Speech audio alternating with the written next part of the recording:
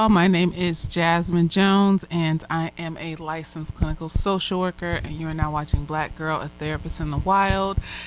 And this is a little show I like to call Therapist Sips and Reviews. And this is another episode of 90s Rewind. And we are reviewing Vampire in Brooklyn. And we are sipping on pineapple, simply lemonade, and absinthe. How y'all doing? So, when this movie came out, I think came out in 95. Yeah, 1995. When this movie came out, people were talking shit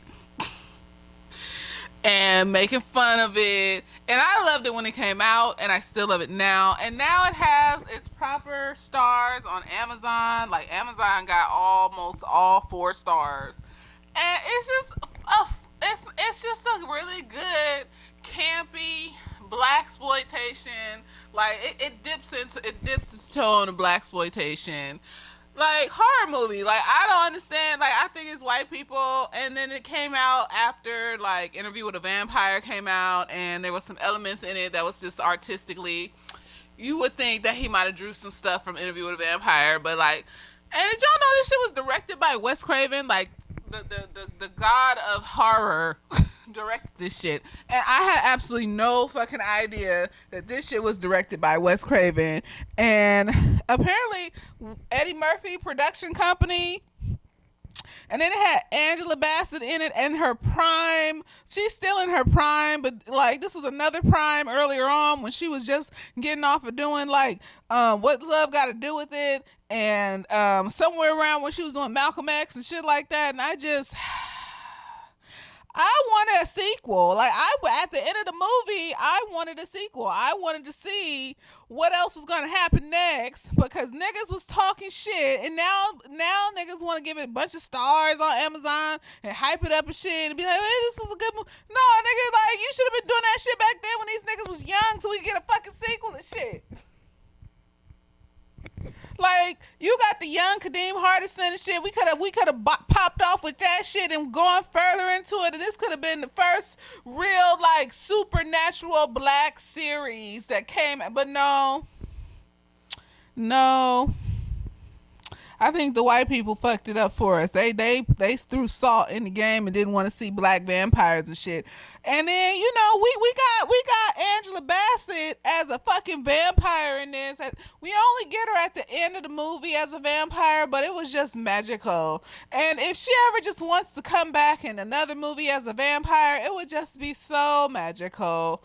But anyway, so we start off the movie with Pops and Kadeem Hardison, and Pops' name in this is Silas. Kadeem's name is Julius, and they sitting at the docks. I guess Silas is like the night watchman for the docks and shit. I have absolutely no idea how they did not hear this big ass gigantic boat just crashing into the docks. They up here watching not Wheel of Fortune, but one of them old game shows and shit that's still on today. Jeopardy. No, not Jeopardy. What's the one with Steve Harvey? Where you say the thing, where you go up there and you press the buttons and you see if it's up on the thing and shit. I forgot, but Steve Harvey hosted now. They watching that, right? And they just up in there yakking back and forth for shit. And I love that they had the comedy in it too. It was just like it set it off. It was like, you got a splash of blaxploitation, you got some comedy, you got this beautiful ass bitch love interest, you got Eddie Murphy. And the thing is that comedians can do drama very well, because laughter and joking is a trauma response, and most of these comedians have went through some horrible ass shit in their life. Like, if you look at Eddie Murphy's jokes back in the day, like, he went through some shit. And then, you know, if you listen to like Kevin Hart and all them other people that are comedians, their jokes are their fucking trauma. They're joking about their trauma.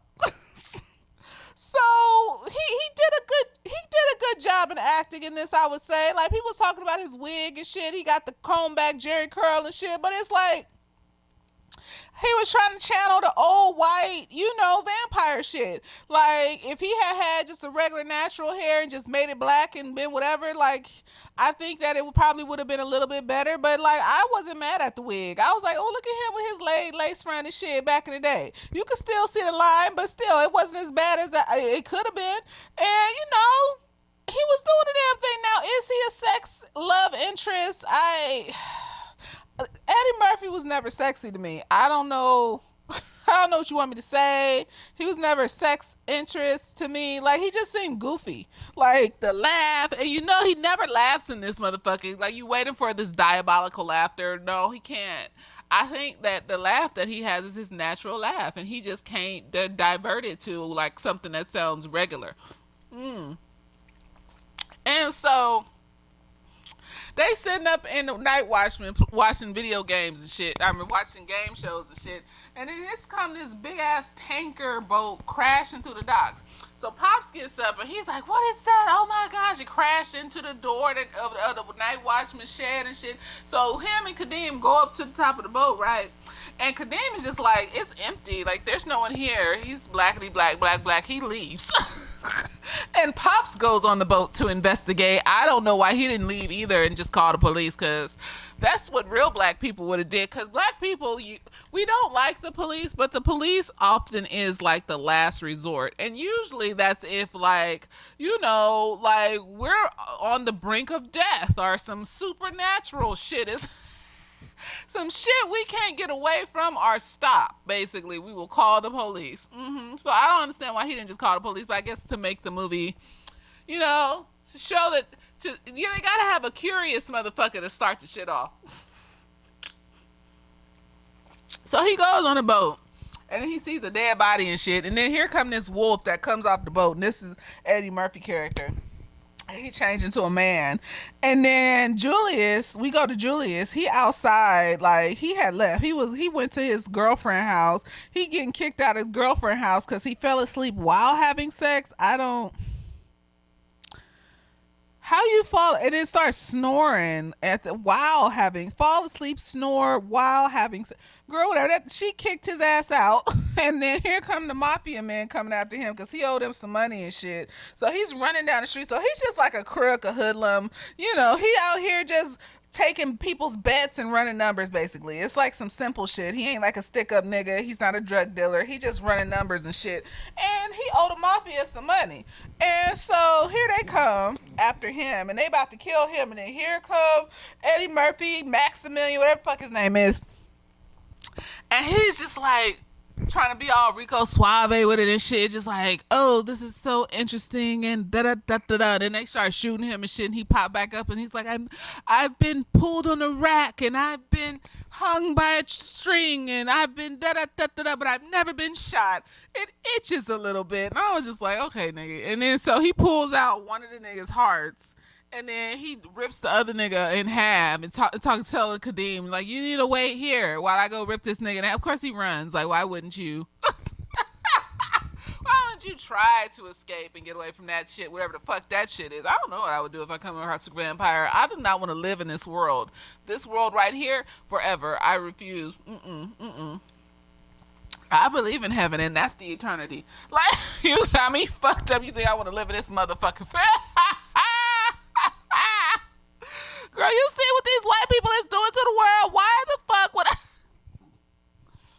why would I want to live in this bitch forever? Like, they be living here for hundreds of millions of years and shit. Just same shit over and over again. And it's just, nothing ever really changes, because ever since the Romans took over Europe, nothing has ever really changed. It's white people and white supremacy. It's exhausting. I wouldn't want to live here forever.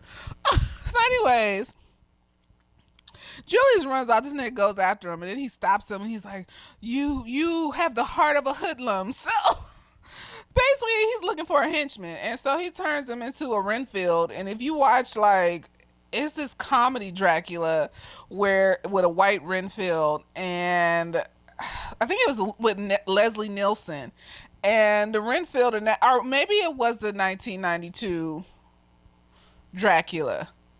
Whatever. Renfield is always nasty and dirty and a piece of shit. Except for the movie Renfield that came out with Nicolas Cage. That was a good movie. But in general, Renfield is always the comedic character that eats bugs and has his skin falling off and he's gross. So I mean, it's nothing new. They just kind of made him look more crackheadish than normal. Than like a regular Renfield looks more like, meth headish because he's usually a white person. Let's pick the drug of choice for each race. Why not? So he basically turns him into a Renfield, a ghoul, and he's low key like rotting off. And my thing is like, I guess that keeps them like trapped to you because now they're like falling apart in a ghoul or whatever. So like he turns him into a ghoul, right? But I just feel like, why couldn't he have just stayed a human? I guess if you ain't got nothing to hold over him, they ain't gonna do your bidding or some shit. I don't know. And then you got him running around, right, and doing his bidding, and they go back to the boat and to get his coffin out the boat, and that's when we meet Angela Bassett. So she's a cop, and like her makeup is on point. I really feel in my spirit they reused the wig from What Love's Got to Do with It, and then they just layered it and put some waves or curls in it because that looked like the exact same wig she was wearing before she left Ike. And reuse, recycle, renew, reuse. So she's there and she's going on the boat. There's a bunch of dead bodies and shit. This nigga done ate everybody and shit like that. And like she goes into this room and there's his coffin and he's on the boat. I guess he can teleport, transport, something like that. And because they never show how he got from the ground to the boat, because all the cops was on the boat, so they never really showed that. So I'm assuming he can teleport, turn into a bat. I don't know. And so she on the boat, she see this coffin, she open it, and she sees herself in there. So basically, in the beginning of the movie, he did his little voiceover, and he explained that the vampires from Egypt all had to leave, and most of them migrated to Transylvania, but like the rest of them went to the Caribbean and shit like that. But then niggas in the Caribbean killed them all, and so he's the last vampire, and he's looking for like a biracial vampire, so that he could turn her into a full vampire so he won't be alone forever or some shit. I guess this is a universe where you can have babies with humans. The vampires can have babies with humans. Like in Anne Rice's world, like you can't do that, but Stephanie Meyer you can. So I wouldn't be surprised if Stephanie Meyer might have not got some hints from this movie. I don't know.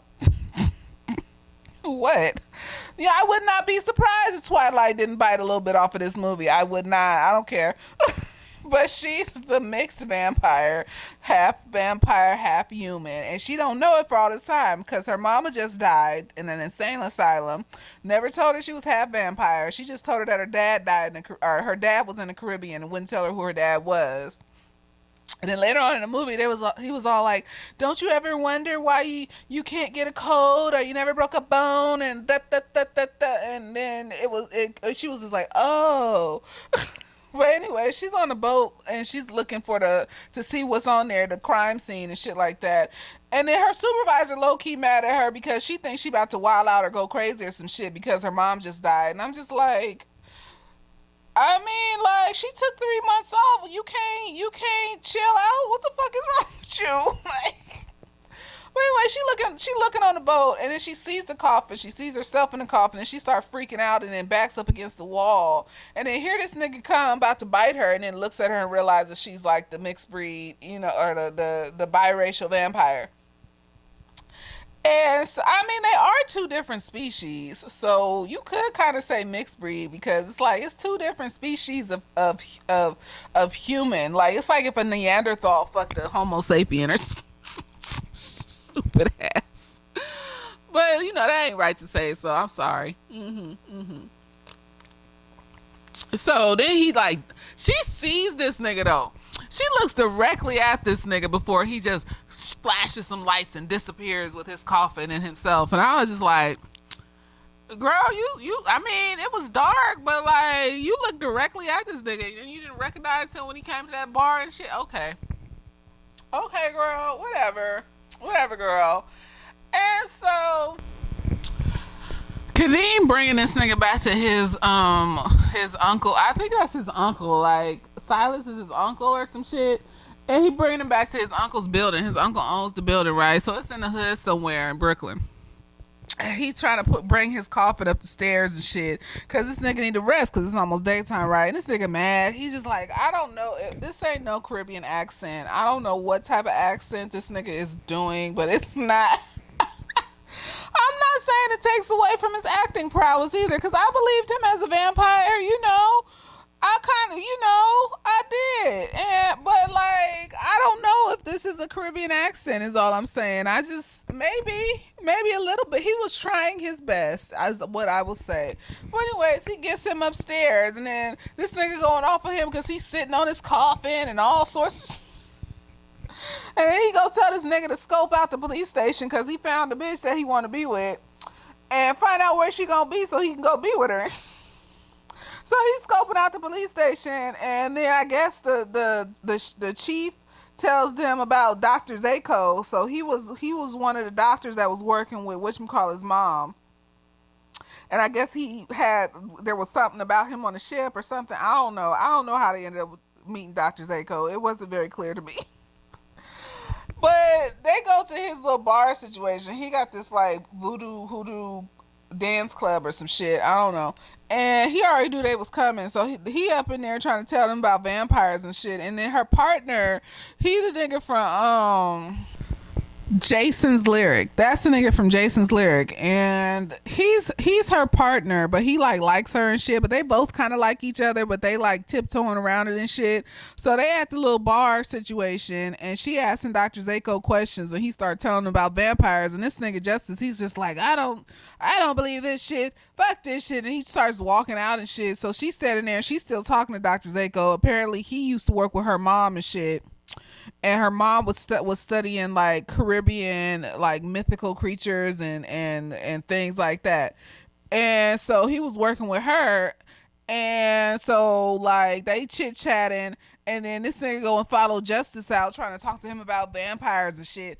And so she's sitting at the bar scoping everything out, and then up come this nigga what's his name, Maximilian, try to mac with her and shit. And I just thought it was so funny. It's not right. I know it's not. But when he kissed her hand and we saw his fangs come out and we saw his little baby teeth next to his fangs. And then when his teeth closed, you could see the tip of his tongue sticking through that little baby teeth gap. And I just had a kiki. I was just like... It was like cute, but it was like that is like, I don't know what to say about it without being fucked up. Cause he can't help that his shit look like that. Ain't nothing wrong with it. It was just, you got these vampire fangs and in the middle of these little baby teeth. And I was just like, why didn't they just give him a whole like, fill in the front? Okay. Let me stop, because like I said, it's still a good movie. It's just some moments where you just be like, what the fuck is it? But anyways, he doing his Mac Daddy shit. He kissed her hand and shit, and he almost bit her and shit. Well, his teeth came out, so he was excited. And then he started doing this kind of narcissistic, sociopathic shit where he started telling her some weird ass shit about how she needs him to save her or some shit like that. And I'm just like, you don't know her. Why would you assume that she needs you to save her? This is some manipulative, gaslighty shit. Like, and you see it through the whole movie. He's just doing, like, he's trying to separate her from people that care about her and shit. Trying to separate her from church and shit. She liked to go to church. He up there killed the pastor and turned into the pastor and shit. And then started telling everybody evil is good. And he was just, yes, there's yin and yang. But the thing is like, we don't enjoy the bad. Like, we learn from the bad and move past this and try to make eloquent. Like, what the fuck is you talking about, nigga? We don't just embrace the bad and just keep doing bad shit and being like, well, you need to do bad in order to have good. Like, what are you? But anyways, like, he got her up and was trying to dance with her, but here comes Justice. He like, you know, get off my bitch. And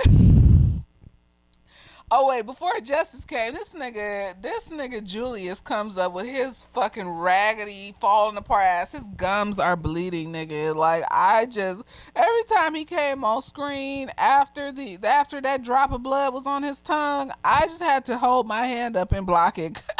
And I remember doing that shit as a kid too. I would just be like, ain't nobody gotta see all of this. What is going on? But anyways, like, he comes up because she basically, like, Justice had waved at her like, it's time to go, like, we're done with the investigation here, and she just snapped out of it and was like, oh yeah, because he was using some kind of glamour or some shit on her, you know, of course, with the little story he told, just manipulative and trash. And so, like, she about to go, and then here come this nigga Julius talking about, where you mean you gotta go? Do you know who this nigga is?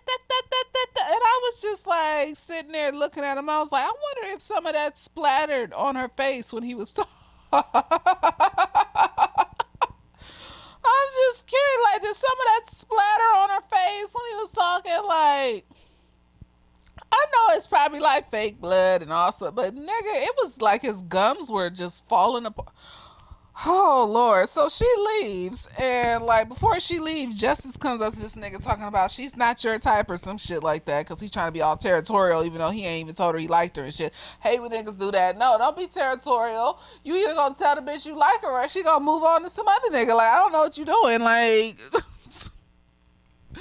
so they leave, and then this nigga go over to Julius and almost pull his fucking tongue out. I'm just like, no, everything else is falling off. It shouldn't have took that much to pull his tongue. His tongue should have just popped right out of his fucking mouth. But, you know, whatever. If he lost his tongue, we would have lost the comic relief and shit in this motherfucker. I mean, Pops is there, but Pops ain't with this nigga all the time. So we don't see him that much. So she go back to her house, right? And like, she trying to make Justice some coffee, and here come her roommate Nikki. Nikki got some shit going on. Like, she trying to fuck Justice. She all up in his face, personal space, girl. What's going on? Did something happen? Tell me what happened to make you feel like you can just invade niggas' personal space like that when they obvious ain't on you like that. And Justice just trying to back up, and he's just like, okay, well, I gotta go. Cause Nikki giving rapey vibes and shit, and Justice is like, I don't even like you like that. Like, I have to go. And so he downstairs about to get to his car, hearing these weird noises and shit, cause vampire niggas hanging around and shit, making weird noises in the background, like on purpose. I can just imagine niggas just doing that, like just standing there watching you and then scratching their nails against somebody's car. Just, it's a weird nigga. Like, why? Just imagine that, like. That's what makes it funny instead of scary. Then it's just like you just standing here stepping on sticks and making sound effects in the background while you watching me to see if I'm scared, nigga. I know the fuck you like. If you ain't gonna meet me face to face, what's the point? What is all this special effects and shit? So anyways, he about to get in his car, but he forgot his keys, so he turned around. Here come Nikki.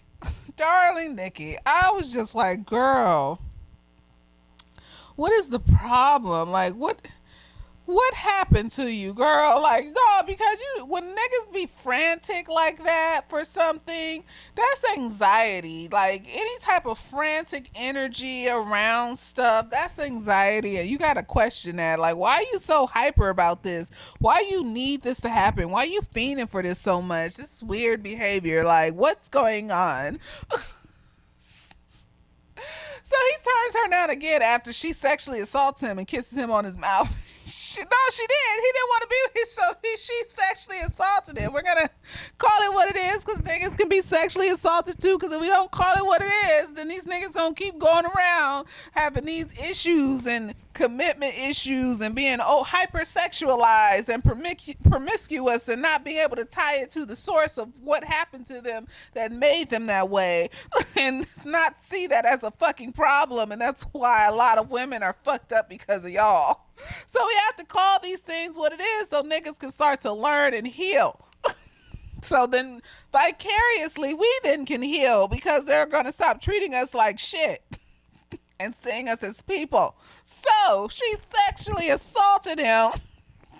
And then he pushed her off of him and was like, "Oh no, I have to go." And then he left, right? And then here come this nigga Maximilian, and he came up out the clear blue fog, and she trying to talk to this nigga, and I was just looking at her like, we ain't gotta just anybody. We just out here. Anybody that's slightly marginally attractive, you just ready to hop on a dick. What happened, girl? This nigga came up out the fog looking creepy, and you just like, I'm gonna hop on your dick immediately. And I'm just like, that's not safe, honey. Like, it's okay to be promiscuous, but there need to be rules, regulations around the penises and things that go inside your body. Like, you gotta have some pride in it and shit. You can't just be fucking anybody that come your way without questioning. Like, this is 1995. This is like the height of the AIDS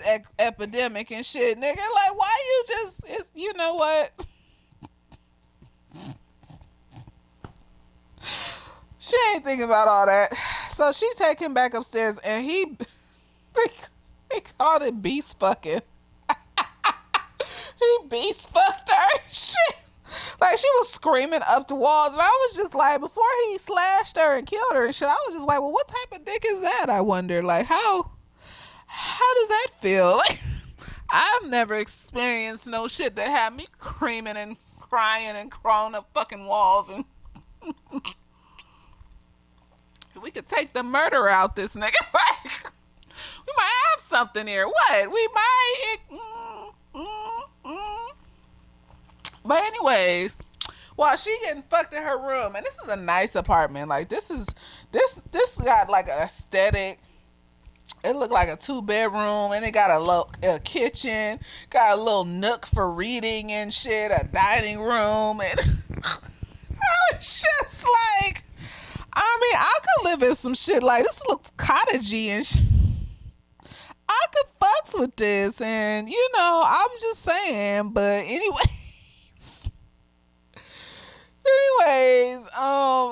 whatchamacallit, Angela Bassett hears this bitch getting beast fucked. And she go up to the door and listen at the door and be like, "Oh, fuck you, Nikki," and da da da da. And she mad. She thinks it's Justice she fucking. Like, Justice came back and was on her and shit. And then she go outside because she like to paint. So she go outside and start painting some bitch hanging up she on a cross dead and shit. I was just like, you be having visions when you get upset, huh, girl?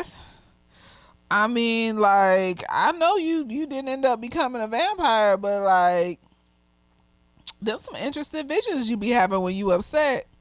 So anyways, like, he kills Nikki while Angela Bassett outside on the balcony painting, and the trains is going by, so she can't hear Nikki screaming. And then the next day, she go into Nikki room empty, and there's a note on the bed, and this nigga talking to Julius about how he's basically like gaslighting and manipulating.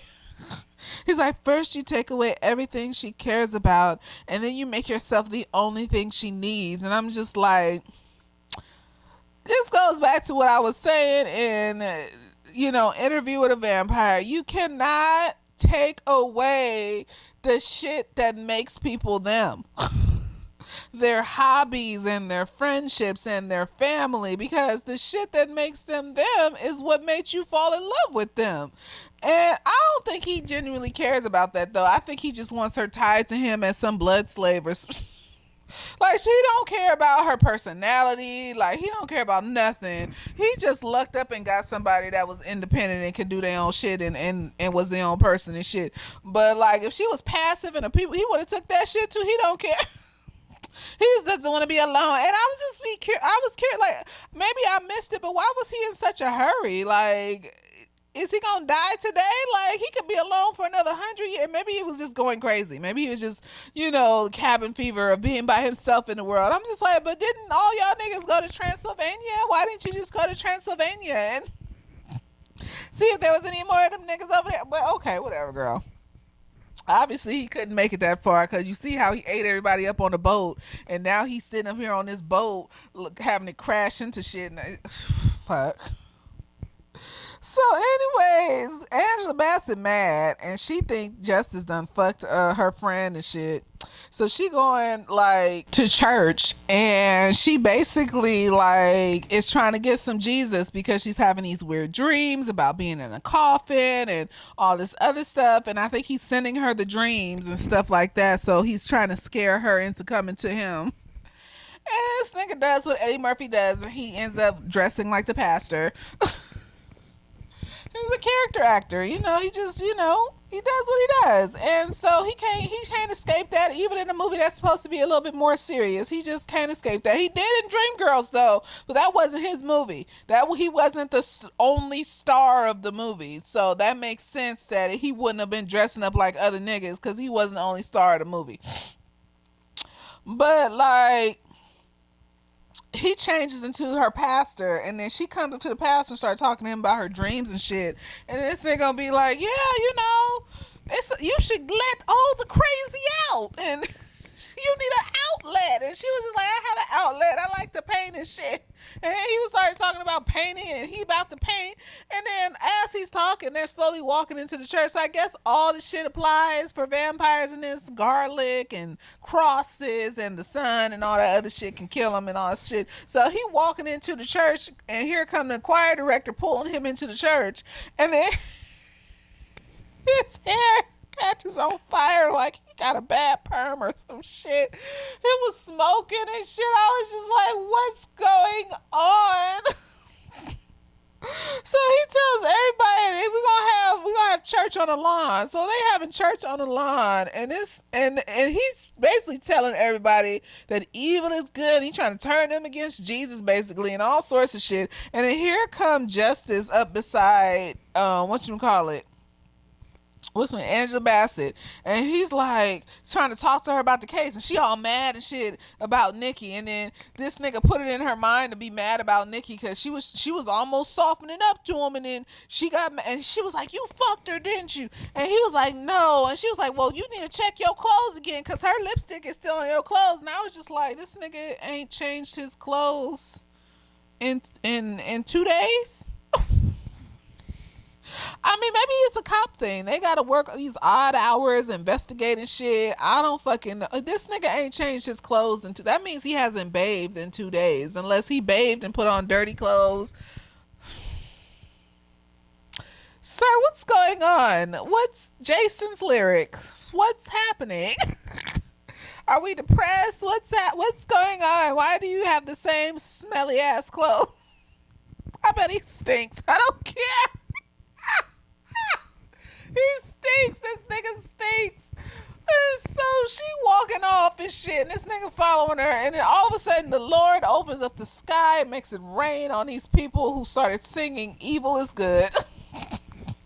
And I was just like, yes, Lord, you disperse this evil crowd and help them find their way back to you, because this nigga just came up in this church and tried to destroy some souls for no fucking reason but entertainment. So he like Justice like gets her back on the softer side of life. And they get in the car and they go off. And basically they're investigating like the mob people now. So they go to the Italian restaurant where the mob folks are, and before they get there, this nigga, I think his name is Paulie or something, gets kicked out, and it's Eddie Murphy. So everybody he turns into basically looks like him. And it's funny because he said that I can only change into those that have a doorway to evil in their mind. And I'm just like, you changing into niggas that you are playing yourself. Does that mean that you shut up, bitch? Oh God, I'm sorry. No, because he said he can only change into the people that have a doorway to evil open in their mind. This nigga didn't change into Pops. He turned Kadeem Hardison into a ghoul, but like the niggas he turned into were him. So it represents the evil of the vampire that he is in as the character he is playing. So this nigga probably getting kicked out because he's a punk and shit, and he don't want to be. He's not a good stick up dude and shit. So they laughing at him. So like, here. I keep wanting to say Lestat. I'm sorry. Here come Eddie Murphy, Maximilian. Here comes Maximilian and his little henchman, dirty nigga. No, this nigga's bleeding and falling apart.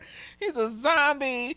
This nigga Pops, when he first saw him, was like, "You have the dropsies," because his arm came off while he was wiping down the car. And then this nigga Maximilian gonna be narrating, talking about, it's such an honor to be a ghoul. Like, there's some small setbacks, and then as he says setbacks, this whole nigga's whole arm comes off, like, and you can't reattach it. Like, he had to go get a mannequin hand.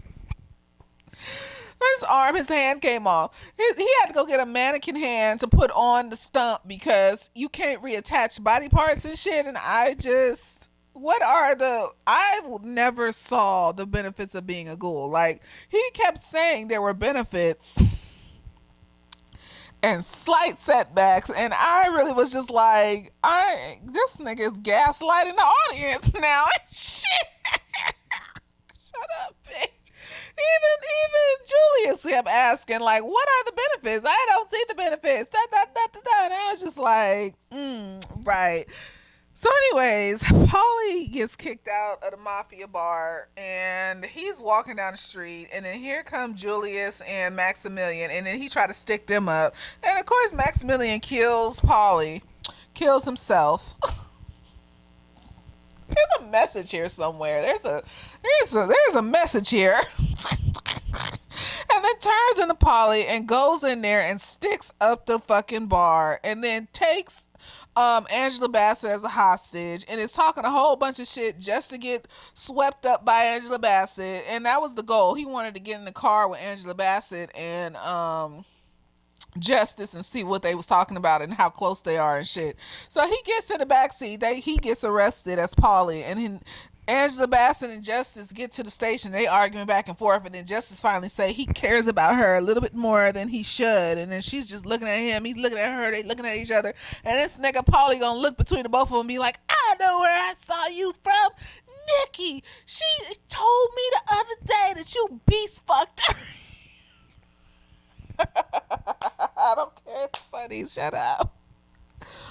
You beast fucked her. And I was just like, and then she got mad at this nigga and slapped him in the face and got suspended for 2 days. And I was just like, all of the recklessness that happened afterwards, and she gets suspended for 2 days for slapping her partner in the face when that whole police station was in shambles after she fucking walked up out of there and shit.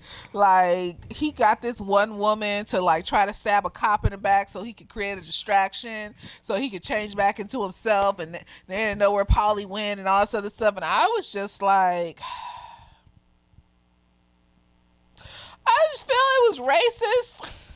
I mean, yeah, she put her hands on her partner and it was fucked up, but it was just like all the shit that happened afterwards, and she gets suspended for 2 days. Whatever, girl. Whatever, girl. Cover girl, you are the world. So she gets suspended for 2 days, and then she walking out the police station, and here come this nigga saving her from getting hit by a car. Now, at this point, I mean, at the first meeting, I would have been kind of caught. This nigga, like, met her at that voodoo bar. That was the first meeting between them that she was aware of. And how he introduced himself was he basically released the snake that was in the bar area, and it was coming up behind her, and it was a cobra. Them things can kill you and shit. And he grabs the snake while he's I would have been like, immediately, no. Like, you're not going to turn me on with antics like that. You're not. I'm just going to be looking at you like, you sure are doing a lot. No, just come up to me and talk to me about anime. Like, keep it simple. Let's keep it simple. Like, why are you doing backflips in the middle of the sidewalk and I'm really gonna be looking at you like, no, nigga, you doing a lot for my attention. Like, this is a red flag. So when he grabbed the snake, I was already off put. I was just like, You handling animals and shit like this? Like you just out of standing. What if you grab me up like that one day? Like that's no, when niggas be coming out of the woodworks with violence, like immediately. I don't care if they fighting another nigga. Like the goal, if you gonna protect me from some nigga, like the goal is to get away, like not to stand there and keep pounding that nigga into the ground until he's passed out. Like, what if that's me? One that means you enjoy violence. You enjoy seeing someone hurt. Like it's gone past trying to protect somebody and gone into the realm of I enjoy the way my fists and knuckles feel smashed into this nigga's skull. I want to keep doing it till his face is pulverized and shit. Like that's not sexy. It isn't. It really isn't. So off top, I was looking at that nigga like, what's going on? But she thought that shit was cute. She was just like, oh my gosh, you saved me. And so this time when he came out the fucking woodworks, I know it's a small area and you can just run into people, but like I seen too many true crimes. If I see you more than once and I already cut you off the first time and was done having a conversation with you the first time, I should not see you a second time. I don't care how you try to gaslight me into believing that this isn't on purpose, but my mind will think it's on purpose. And, you know, it could be a Love Jones moment where that nigga got her address and just showed up at her house, but because she was attracted to him and he kept chasing after her, she went with it and had a relationship. Or it could be a moment where I think you're a serial killer and I stab you.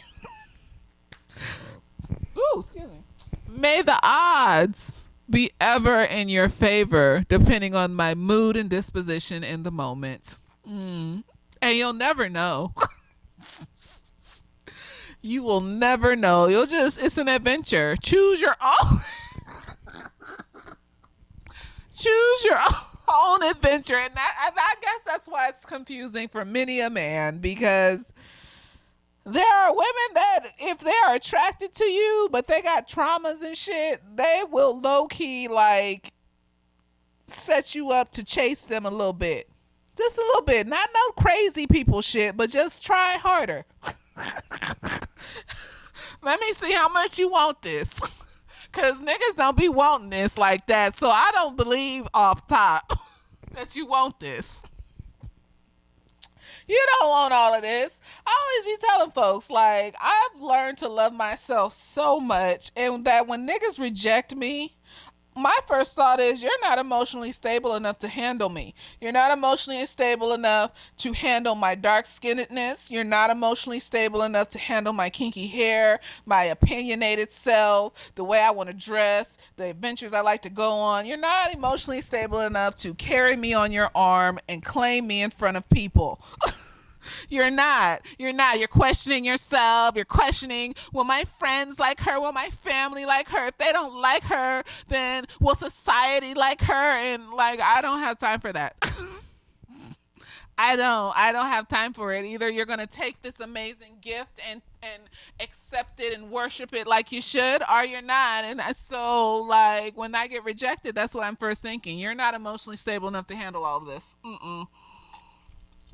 You're insecure, and you're questioning yourself, and you're questioning your ability to provide emotionally, physically, mentally. You're questioning everything because you want something from me, but you don't want all of it. Because it's too much for your emotionally unstable self. And so, you know, yeah, no, like I need you to show me, but you ain't gonna know if you the one. I'm just gonna be friendly to everyone, and you're just gonna have to try. I mean, I'm not gonna stab you off top if I see you a second time. I'm just gonna make it very clear by the second time that we are interacting with each other that I'm not interested. I'll say it to your face if you in front of people. I will embarrass you, and it'll be nice. I'll say it very kindly, like, no, I'm not interested, but thank you. But it's up to your insecurities to decide if you're going to be embarrassed or not. That is none of my business.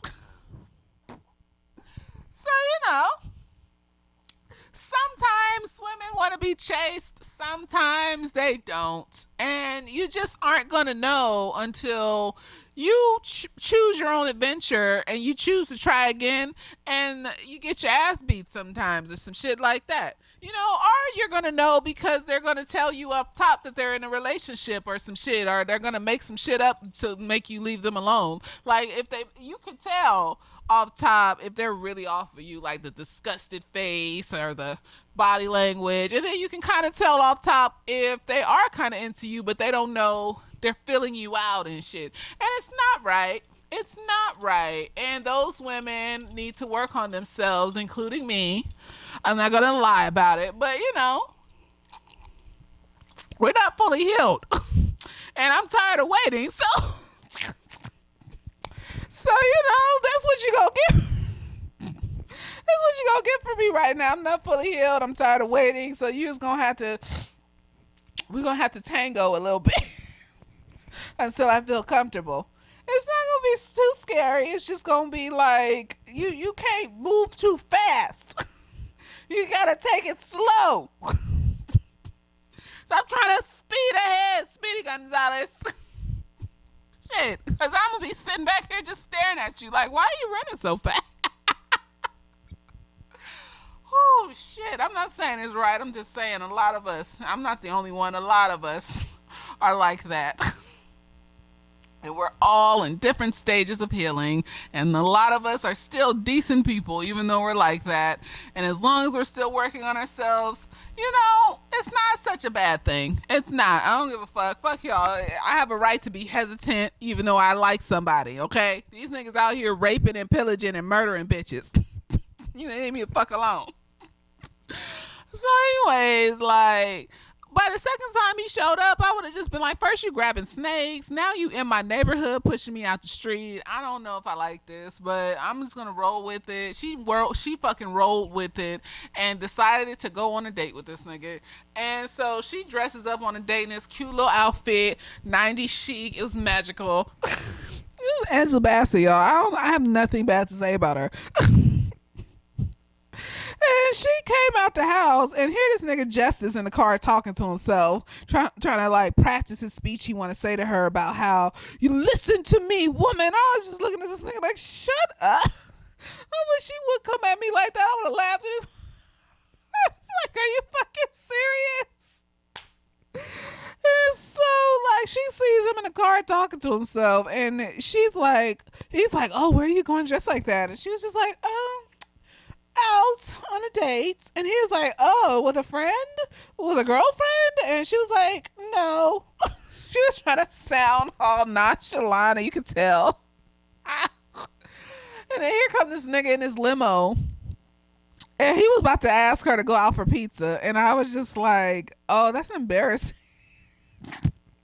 I felt embarrassed for her. This nigga pull up in a limo, and he was about to take her out for some fucking pizza. I mean, yeah, he ends up being a vampire and living in the hood, and he got a penthouse in the fucking projects or some shit. Yeah. But it's just the aesthetics of the scene. Let's leave it at just the scene. It's the aesthetics of the scene. This nigga was like, I was just gonna get a pizza. You're gonna ask her out for a pizza? And that would have been cute because they know each other and shit. But then this nigga pulls up in a limo like he's about to take her to a 5-star restaurant, Michelin, and take her to a nice ass hotel, or fly her in a helicopter somewhere or some shit a la 50 Shades of Grey and shit. I was just like, that is embarrassing for him. I mean, wow. Well, anyway, she goes off with him to his penthouse in the projects. He don't tell her some lie I bought this building and it hasn't been fully remodeled, but my spot is remodeled. And I was just like, third strike, nigga. What is you talking? First you grabbing cobras, you some cobra. What is them niggas that's out here with doing ministrations on the cobras and shit, and they would play the flute and shit, and the cobra would go up in the air. Like you one of them niggas. Then I see you a second time in my area, like saving me from a car that almost ran me over. Why are you in my area? Why are you over here? That would have been my first question. First, I would have been like, "Thank you for saving me. Why are you over here? Do you live over here? What's going on?"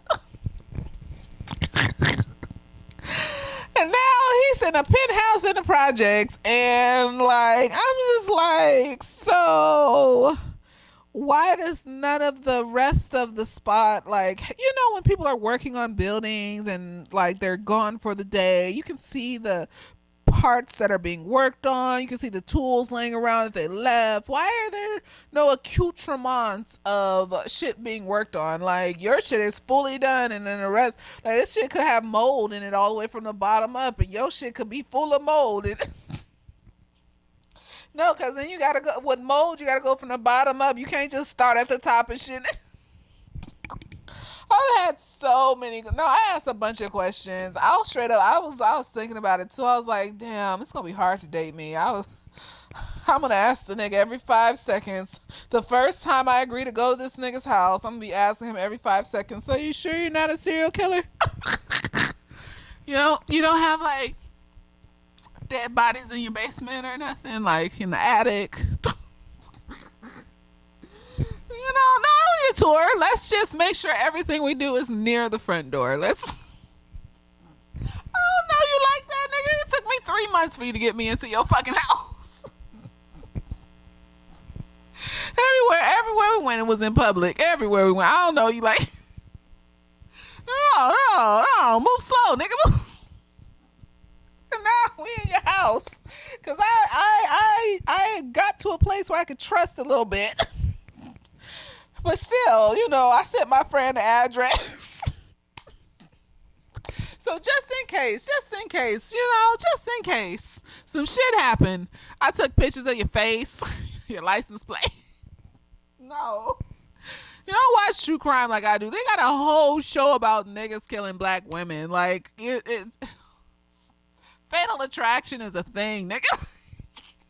They got all them episodes on YouTube and shit. I be watching that shit all the time. They'll be just meeting, and it'll be like some simple shit, and you'll think, oh, that's so cute, and he took her out on dates, and it was so kind, and then sometimes it'll be some obvious shit like this nigga just got out of jail for murder, beating some bitch. You just accepted him into your home to live because he was a wayward soul, and you just wanted that. I watched one like that.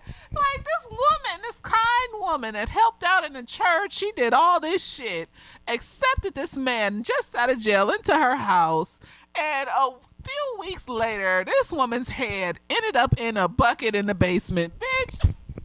Ow. I hit my fucking head. Bitch, what are you talking? She was trying to help you. Why would you do that? The audacity. That's what I'm laughing at. The audacity. Like, she was trying to help you. She was a good person, and you came and you said, I'm chopping your head off and putting it in a bucket in the basement? What? So that's, you gotta be cautious, and these niggas gotta understand. They can't be taking that shit personally and shit. Fuck all that. Niggas is out here putting bitches' butt heads in a bucket and they gotta understand that you gotta be cautious. Like, I don't know you, sir. These niggas be coming off as regular and shit. Look for every little thing to make sure and shit that this nigga ain't gonna put your motherfucking head in the bucket and shit. They gonna call you crazy and shit. Like this shit don't be happening every fucking day. You got me fucked up. Until these motherfuckers go to therapy en masse. Like a good majority of these niggas just go get some EMDR or some brain spotting or some CBT or some shit like that. I know, like, I'm gonna be cautious. You ain't about to. I have a life that I want to live, things that I want to do, and you're not taking that from me. Like, fuck you, bitch. You may not care about the life I want to have, but I do. Shit. So she in this nigga house, in a penthouse in a project, just like in New Jack City. And she just getting swept up by his little glamour and shit. And he keep asking her like, tell me what you want. Tell me. And they're dancing and swirling. Tell me what you want. Tell me what. And then she was just like, yes, I want it. And then he bites her and turns into a vampire. But I was just sitting there like, nigga, she said yes to the dick. She didn't know you was about to turn her no motherfucker, but he didn't give a shit. He didn't give a shit. He just turned her into a fucking vampire off top because he didn't give a fuck. And I don't understand people that don't see other people's humanity. Like like they are their own separate people with their own thoughts and feelings and emotions and cares in the world and stuff. Like I understand like the logical, like psychological reasons why you would have absolutely no feelings for other people's humanity, but it's still just like you don't feel it inside when you hurt somebody, like either whether it's emotionally, physically, mentally, like you don't feel that, like, and then you just don't take responsibility for it at all, like you refuse to take any responsibility, like it's I don't anyways, he turns her into a vampire. And the next day, here come her partner Justice looking for her and shit. So he finally make it to Julius's house. So first he goes to his ex's house, the woman that kicked him out because he was snoring during and then, then he find out where Julius lived, and it's so funny. He's knocking on the door, and he trying to get in, and it's locked. And then Pops is sitting on the stoop talking about, "You looking for the girl?" And why did I think of the labyrinth? Looking for the girl with the power. And so he was like, "Yeah, I'm looking for the girl." So Pops was just like, "Yeah, she's walking around here bow-legged. She got fucked good." I mean, the way that bitch Nikki was screaming, girl. You know, and I always be like, evil niggas be having the best dick because that's their hyper focus, that's their fixation, that's their coping skill. That's one of them. So all that sadness and like, especially if a lot of them have been like sexually abused, let's say a lot of them have by grown-ups, by grown women and shit like that. And you know, the language of sexual abuse to a child is the orgasm. Like that's how they cope because they have no words to describe how they feel emotionally. They just know it hurts inside. So the orgasm becomes the language. And so like, so a lot of niggas is out here that are fucked up and evil or just, you know, got some problems and they could work on them and heal if they wanted to, but a lot of them don't want to. And so they're pretty good at sex because that's their fixation. That's the thing that like makes them feel better when they're sad. So that's why these evil niggas be having good ass dick. And it's just, why can't decent niggas be having good ass dick and we no, because you be hearing about shit like women be with these decent niggas and they nice and kind and shit and they can't even kiss, nigga. And you just be like, oh god. Cause then it's like you have to ask yourself the question, do I teach? Is this nigga willing to learn? Is he gonna get his feelings hurt and become insecure and get an attitude just because he didn't find sex a fixation and so didn't try that hard to learn about how to do it right? Is this something you can even teach? Like if a nigga's not into something, if anybody, a human being isn't into something, you can't make them be into something. What if you teach them some shit and they decide that they're not into it? Oh, I don't really like kissing that much. We tried. You taught me, but it's not that, you know.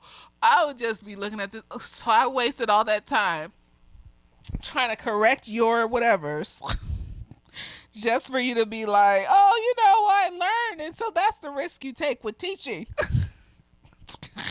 I learned, but, you know, I'm not really into that. I just, girl. Whoo, shit. So that's why evil niggas be having good dick. So she was walking out that bitch bow leg. And so Justice goes and tries to find her. And she's at home in her apartment in the dark with a bunch of candles around and shit. And I'm just like, so how did she get home? Did she get Like, cause he said she left. Did she leave last night? Did she leave this morning in the daytime? I don't know, but there's candles everywhere. So suddenly she's just all, I don't know if she lit the candles or the nigga lit the there's just candles everywhere. And so like he find her at home and now she all on him and she just the monster. I'm gonna fuck you and shit. And earlier that day he finds Nikki dead and shit. Like they found her at, like she was strung up on some statue looking like a cross. And then, so he tells her and he's just like, it was just like your dream. It was just and I was just like this nigga killed her and strung her up on the motherfucker. Like, why would you do that? Like, you know, these niggas be having a flair for panache. And I was just like, maybe he's just a sociopath. But now that I'm thinking about that, because you could have just hit her body and no one would have ever found her. And you could have just kept going with your shit that you was doing. Why did you string her up? Like, that's what caused her to snap. Like, and that was a part of why she didn't want to join you. Like, you killed her fucking best friend and shit. Even though her best friend is like, she just got some shit going on. And I wouldn't leave your husband around that bitch. But she strung her up for, and I was just looking like, is this narcissism? Is it a narcissistic sociopath? Like, is this, you had to be on, put her on display? Like, you just could not just, you know, I don't enjoy crime, but if you gonna do it, like, why are you doing it in this way that don't make no fucking sense? Like, I mean, it's not right, but it's just like, so I had to add narcissist to it because it's just like, no, you like the show, you like a show when you don't need to have a show, when having a show will be detrimental to your plans, but like, yet you still will put on a show. And so that is narcissistic. And so he tells her Nikki's dead, and she's just like, "Oh my god!" She started crying and then kissing his neck and shit, and then you know she made it look good the way his neck was, and he's not an ugly man. It's I was just like, oh, she make this nigga look good, like better. Shit, I was okay. Jason's lyric, I see you. And so then she like all starts scratching him and turning into a monster, and then she like turns into a vampire and shit, and looks in the mirror and can't see herself, and then she freaks out and runs out into the street. And I was just like, and he just left there. Just what? He's like, I think her name is Nikki. Nikki. He's just, Nikki. I was no, not Nikki. Her roommate's name is Nick. I forgot what her character's name is. Angela Bassett. He was calling her name over and over again. She ran out, and then she ran at nigga's house again, his penthouse in the project. And what's his name? Julius was there, and she was like, he don't want to see you right there. And she threw him across the fucking room. No, because shit just be falling off him randomly, but like he can pull a damn casket up the stairs, and he can get thrown across the room, and he can have his tongue yanked out like Laffy Taffy. But like he loses a hand wiping a car. That's what I'm saying. That's what I'm saying. So like Max is trying to get her to be a vampire, and she's like, no. Like what Max don't understand is the bitch ain't a sociopath. Like that's what pisses me off too about narcissists and sociopath is that they don't get why you can't do the bad stuff too. Why you ain't excited to do the bad stuff, and you're just like, because I don't enjoy hurting things and people. Like it makes me physically ill to do that. Like, and then he tried to take her to the park to drink some white woman's blood because she was a racist. And she was like, no, I don't want to drink her blood. Blah, blah. And it was funny because like in Interview with a Vampire, there's in the movie from the 90s, there's this scene. I think the movie was made in 1992. It was made in 1994, and this movie was made in 1995. That means that they filmed Interview with a Vampire most likely in 1993, and then they filmed Vampire in Brooklyn in 1994. So low key, I think he getting some shit from that movie. He had to have. Shut up. He had as big as Interview with a Vampire was. I'm not saying he's getting all of it. I'm just saying, like, I feel like the vibe and like you could have easily placed these people in New Orleans, and it would have been more of a vibe because they're black. And I just feel like New Orleans is just black. Like it's just black. I mean, I know there's like other races there, Native Americans and Asian folks and white folks, but it's black. But like in Interview with a Vampire with Brad Pitt and Tom Cruise in 1994, there's a scene where they're like drinking the blood of these aristocrats underneath a tree after a party, right? And there's this little dog that keeps barking and yapping and shit like that. This lady's dog. It looks just like the dog in this fucking movie with the white woman in the park. And I thought, because they end up killing the dog, I think Brad Pitt ends up drinking the dog's blood because he plays Louis, and Louis still has some issues with drinking human people blood. So he ends up drinking the dog's blood, right? So I thought she was gonna drink the dog's blood. I was like, oh shit, cause she's so thirsty, like she doesn't want to kill people, so she's gonna drink. No, the dog ran off. At least the dog got to survive in this version, you know. And a lot of black people got to survive. I thought Pops was gonna end up dead and shit. Like no, like a lot of the main character, Justice ended up living and shit. You know, the pastor died, you know, and the Italian dude died. But like, you know, I like that. You know, we ain't all gotta die in some shit. But the dog ran off, and she didn't want to drink the white lady's blood, right? And he was just like, "You have to drink or you'll die." And she's like, "No." And it's like, she's not a sociopath, nigga. Like, I drink water, okay? I don't like the way water tastes. It's nasty. It tastes like saliva. It doesn't taste like nothing, but then it tastes like saliva at the same. I don't like it. It's gross. But I drink water because, like, I have to, right, to be alive. But I don't want to. If drinking water involved killing people, I wouldn't drink water. I already don't like water. Like, now you add this extra trial that I have to go through in order to drink it? Like, honey, what are you talking about? So I got it. I was just like, yeah, she need the blood to survive, but she don't want to kill a bitch. Just like, there's blood banks. Like, nigga, you can make money out of thin fucking air. You're just a sociopath and enjoy the hunt. Because there are blood banks. You have the ability to buy a blood bank and just siphon off like 30-40% of the blood for you to drink for yourself. So there's no excuse. There's like no excuse to be killing these people. Like, maybe like in the Interview with a Vampire, like they started off in 1800s and shit, in the early 1900s and shit. Okay, there wasn't blood banks and shit, but like y'all could have ate animals. I don't care if it makes you weaker. It's better than taking someone's right to live away. Like, see, no one watches the Butterfly Effect. No one watched the Butterfly Effect. Little butterfly wing waves, and then you cause a tsunami that destroys a country.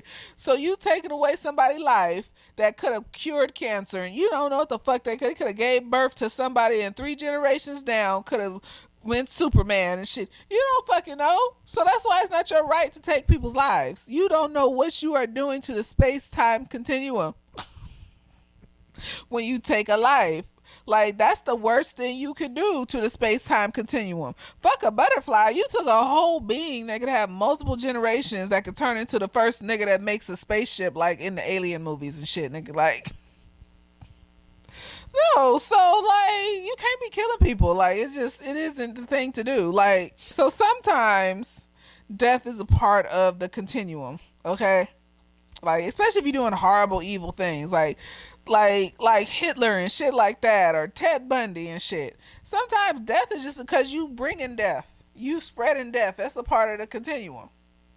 Is that death is just gonna come back on you and shit because you are a bringer of death. Then that is what is gonna be returned back to you. But then they're just the victims of these people. Like, they're just people. And you out here just killing people, like, that could do something in the world because they're not bringing death into the world and they're not forwarding death. And so it could be anything. And so, like, you just can't be out here killing motherfuckers. That's why I never vibe with vampires and I never romanticize them. Like, first of all, I'm not living on this world like the way it is forever. I'm not living the girl. Second of all, it is not my right to take away people's lives. So why would I be something that, Why would I fiend to be something that I had to take people's lives to survive? That doesn't make sense. It's just like there's so many other superpowers in the world. Like I said, I'd rather be Legion. Like that nigga had all the powers. He could jump in between time and do all this random shit just without the, mental health issues and the abusive nature. That nigga has some shit going on. He's I don't want all of that. Or Phoenix, without like all the migraines and like the voices in your head and shit. So many other powers to have. Like that's why like niggas like Daredevil and shit have their own little neighborhoods to watch. Them niggas ain't on the Avengers and shit. Like they got their own little neighborhoods to watch and do and take care of, and Blade got his own little neighborhood to watch, and what is it? What's that nigga on the bike with the fire skull? That nigga got his own little area to watch. You don't see them niggas on the Avengers though. Them niggas can move space and time and change the time continuums and do all that type of shit, or turn into a big ass beast and just destroy skyscrapers and shit with their fist.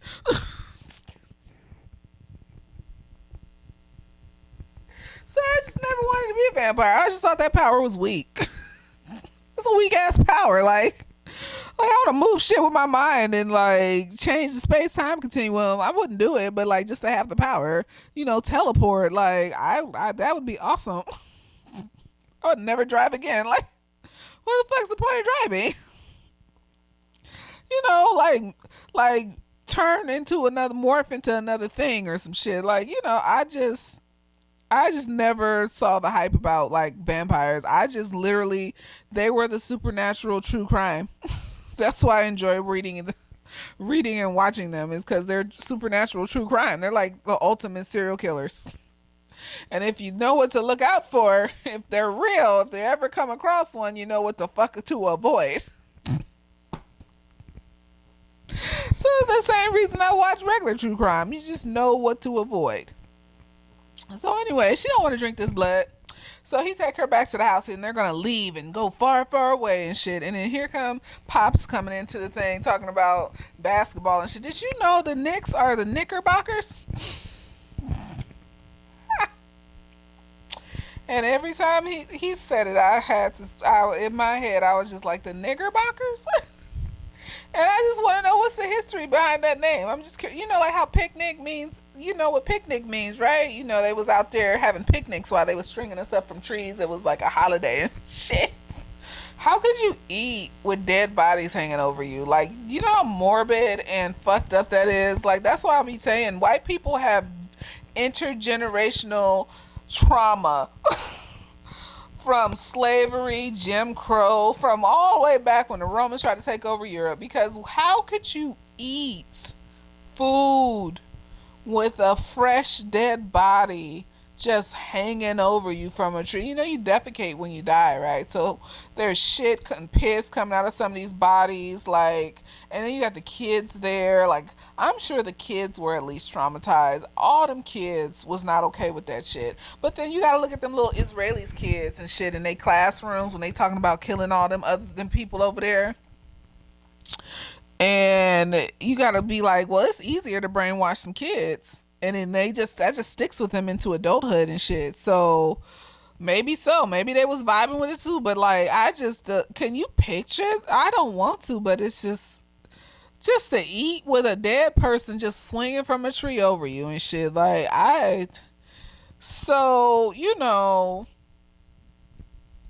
they got some shit going on. Yeah. So like, I just wonder if Knickerbockers. What's that mean? What is that? That's the challenge I have for y'all. Look up what Knickerbocker is. And just let me know. That's probably, a coin machine. Just like a Nickelodeon was a coin machine. Maybe it was like a miner. I'm trying. Look at me trying to make it something positive. This is like a miner. And they went into the mountains to get the gold that they stole from the Native Americans. See, even, you know what? Damn, this neurodivergency just make me say whatever's in my fucking head. Especially when I'm drunk. Anyways, he was excited about the Knicks winning, and then he sees her laying there on the couch looking half dead, and he's like, "What's going on, girl?" And then this nigga's like trying to make her drink Pop's blood and shit. And then right before she drinks it, here comes Justice. And you know what, Loki, I wanted her to stay a vampire. No, let's keep the story going. This is a vampire story. Like, why would I wanted her to stay a vampire? I wanted to see more sequels. I wanted to see them as a couple. Like I said, Eddie Murphy was acting still in this. He was still like decently acting. Like, it wasn't like there was moments where you kind of fell out of it, like when you saw the baby teeth and then the line up in his wig and shit. But otherwise, and then you had to kind of question if that is a Caribbean accent, because I tried to squint with my ears and be like, well, maybe it's kind of a little bit. No, because it sounded like a mix between like whatchamacallit, like British, like a mix between British and like some other shit. I don't know, but it didn't sound girl. But no, I wanted a sequel. I wanted more. This is camp. Like, this is like, you see the way Eddie Murphy's acting in this shit. This is camp, nigga. And then like you got Angela Bassett looking beautiful with her makeup and her little outfits and shit. Like, it's just got this oldie but goodie like color scheme and shit. And I just wanted to see sequels, okay? But anyways, here come Justice with Dr. Zako and Julius. Julius was already there though. I think his eyeball fell out or some shit when he fell against the wall. So see, something did fall out. And so then Maximilian takes her into another room and shit and locks the door. Simple shit. He locks the door and shit. I don't know what he thought he was gonna do next. I don't fucking know. But he locks the door. And then Julius, or whatchamacallit, Pops is trying to get Julius to leave and be like, no, nigga, like, look at you. You all fucked up and shit. You don't need to be in this no more. Julius over here, like, he got Stockholm syndrome or some shit and codependency now on this nigga. He just like, no, he helped me. He helped me. And Pops is like, look at you. You falling apart, nigga. Like, what is you talking about? He helped you and shit. That was just like, it's true. It's true. So Julius and Dr. Zako leave, and Justice goes in there to fight the vampire, but he gets his ass beat. I mean, it's a vampire. He has like super strength. Like, what did you think you were gonna do with this nigga? Like, he was trying to stab him in it. Like, Dr. Zako tried to get him in the heart and stab him in the stomach and shit. Like, this nigga got powers and shit still. Like, against a regular human being, like, that's not gonna do much. So then, like, I guess Angela Bassett like tricks him and shit. And she's just like, a part of me loves you. And then she stabs him in the chest, and then she's like, but that part needs to die and shit. Like, for real though, like, why would I eat people? Like, why? I don't want to eat people. Like, so you need to die in order for me to live, because I'm not about to eat people. And so he turns into a puff of smoke, and it's so weird. Like, their faces get all fat and like veiny, and I just am like, why does the vampire versions of them like evolve into that? Because I want to be pretty. I want to stay pretty. I mean, Angela Bassett was still pretty though. Like, they look like them gargoyles from that gargoyle show on the Disney Channel and shit. And like, she looked like that blue gargoyle with the red hair. She did. She did. And so, like, maybe, I guess if you could change back, like, it's not ugly, it's just different. And so he dies, and his ring flies out the window, right? And so it lands on the limo, and Julius and Pops is just like, I don't know what we're gonna do now. And Pops was like, well, at least I got my health, and you got, just like black people, like, let's just talk about what we got. We got our health, we got Jesus. And Pop's just looking at this nigga falling apart in front of him and it's just like, you got a limousine. You do, sweetness. So they get in the limousine, and back then it was a big deal to have like a limousine. Now it's just like some shit people do for like their quinceañeras and prom and shit.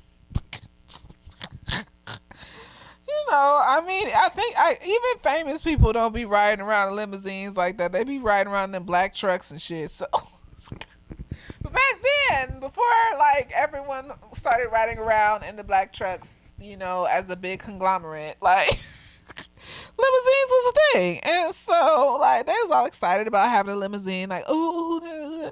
And then he opens the sunroof, and the little ring that Julius had on his hand drops in, and then Kadeem Hardison puts the ring on and transforms into this new magnificent vampire. And I remember as a fucking kid thinking he was fine. No, I liked the little twist he had and shit, and little goatee and shit, and then the teeth looked nice on.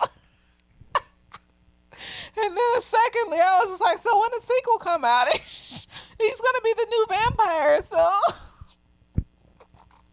when are we gonna get a sequel? And it never happened, and it hurt my feelings. I was just like, oh, because I mean, like, he was the goofy nigga from the college show. So, I mean, he was cute, but he wasn't ever, like, really on my radar like that. I mean, I was a kid, but still, I knew who was cute and who wasn't. Denzel was fine when I was a kid. I was like, that is a beautiful man. When I saw that teardrop in Glory, and I was just like, Glory! Why they make that man cry? When he was on that horse in that Shakespeare movie, nigga, with his chest out, his wife is a lucky. She gets to have all the versions of Denzel. I hope he never cheated on her. Oh God, no, I want to believe in the fantasy that this nigga is faithful.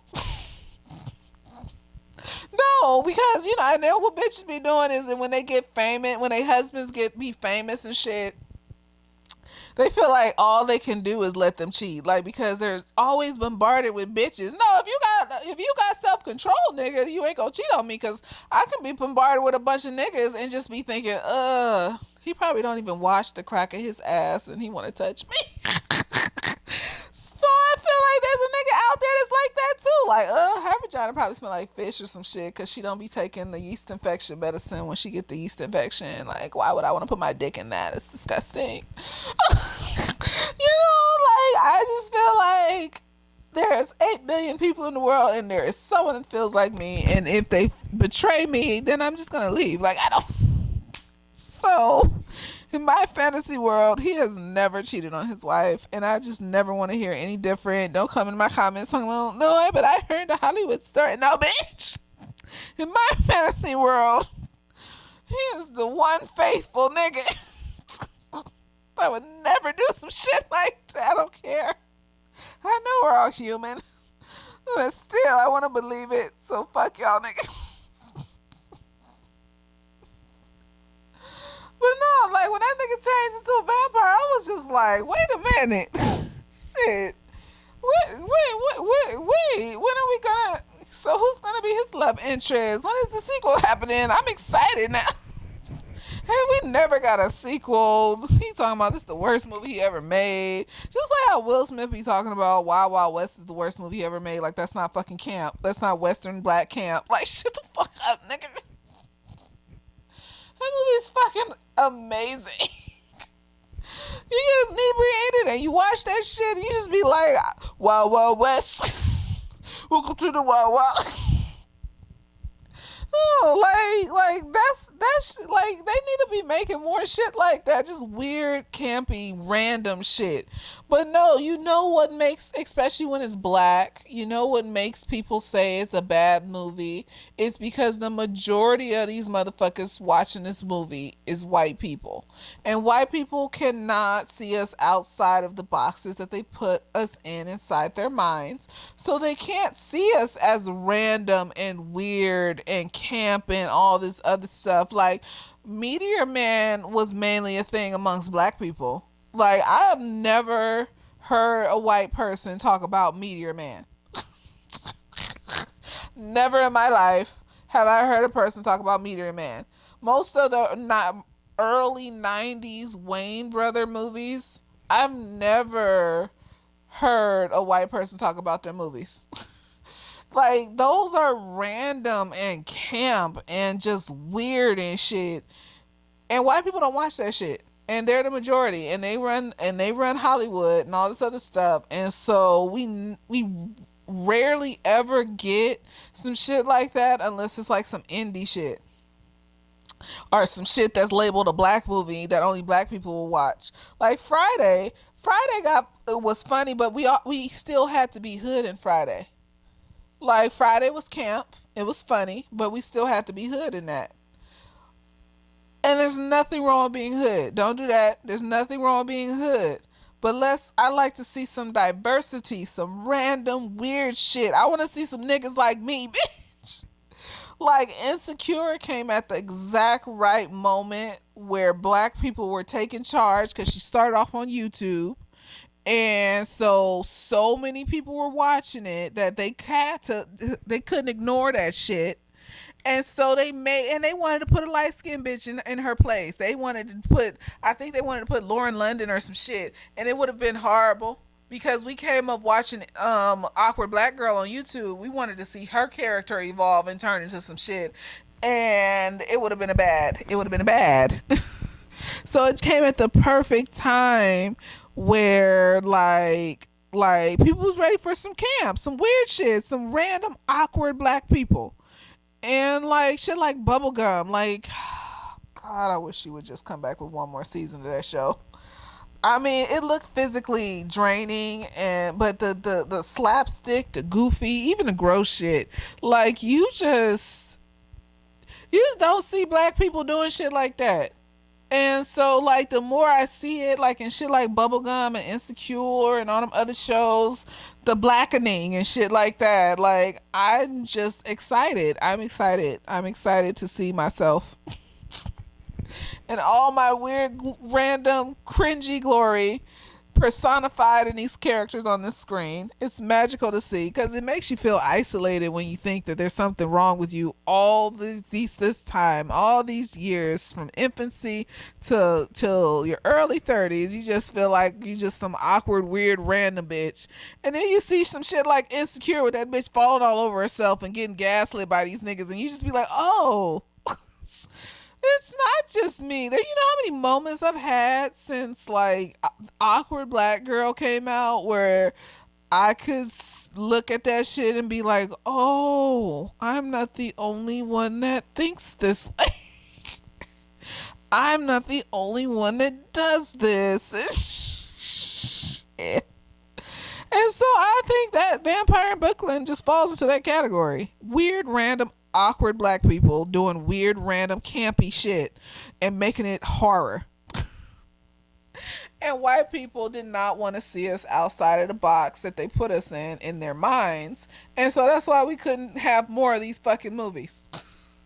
So, they keep putting Blade on hold over and over and over and over again. I don't know what the fuck's going on with that, but you got Ryan Coogler and Michael B. Jordan over here making some shit, and so hopefully we see some more random, campy, awkward black horror. And with dark skinned black women as the love interests, God, you see, we have to pick the you see what we got? We just and niggas is still probably gonna like it even if it's a light skin, cause they like that show Saving Dion, even though the Asian man that wrote that comic book those were dark skinned black people, and this nigga turned them into light skin. No, I don't care. I just want to see myself. Like, they had Angela Bassett in this bitch, and I was just like, see, that could be me. I could be falling in love by some Rico Suave nigga. You just believe it. So, I was upset when they showed Kadeem Hardison looking that good. And, they decided to just put this in the back of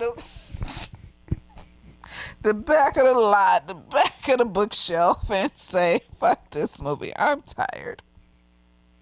I am. So we'll see what the future holds. But I picked this movie because it was next to Black Snake Moan on Amazon. Like, it was next to it. And so when I was about to watch Black Snake Moan, I was just like, I kind of want to watch Vampire in Brooklyn now, because I ain't seen this shit in a minute. But I had already like had a plan to watch Black Snake Moan and shit. So I was just like, let's do this week, and then we'll do Vampire in Brooklyn next week. See, that's how my logic went. That's why I'm gonna be telling y'all what videos I'm gonna be doing. Cause that's my brains be hopping from shit to shit, and I just be like, cause you almost got Vampire in Brooklyn last week. So anyways, let me know what you think. What was your favorite parts of Vampire in Brooklyn? And were the somewhat cringy parts cringy to you, or am I just being me? I just wish they didn't do a close-up on his mouth like that, and his teeth were closed, and you can see his tongue and shit sticking between the gap. And oh my. He couldn't, no, because his teeth are so little that, like, the fangs made it look weird. But, like, from a distance, it didn't look that bad. But when they closed in on it, and you could really tell, it was just like, you could see the little pink tongue peeking through the gap of his teeth with these fangs on the side. They were, like, super big. I was just like, you couldn't have put a little cap on his shit, like a little temporaries on all the way across. You couldn't just, maybe he wanted it to be that way. You gotta embrace all the things and stuff. And his little tongue was speaking through. Oh shit. Okay, I mean, it's what it is. I couldn't stop thinking about it. It was so fucking funny. That's what it is. I'm just mean. Sometimes a bitch is mean, and I don't know what to tell you, nigga. You'll be able to laugh at yourself, shit. I got bad teeth. I had bad teeth. I went and got veneers and shit, but like, I had little teeth. They were small and shit. So, there you go. I had some shit to it. His little tongue was speaking. Oh, let me get off of here. I'm glad that y'all watched this, and I hope you enjoyed it. And go on Amazon, and if you got Paramount, watch Vampire in Brooklyn. It's a good ass fucking movie, and bet if enough people watch it, maybe the studios will be encouraged to pour more into awkward black art and campy blackness. And we can see more things like this that are random and interesting and shit. That's all I'm saying. Pour into the shit and wake these motherfuckers up so we can see more of ourselves. Because you're not alone is what I'm saying. All you awkward black bitches, you are not fucking alone. Everything you do, other people do. That's what I had to come to the conclusion. It may be a smaller amount of people, but it's still at least in the thousands, if not the millions. So just remember that. You're not by yourself. We have just not all found each other yet. But slowly but surely, as we see more representation, these things will happen, and it will be magical. Later days.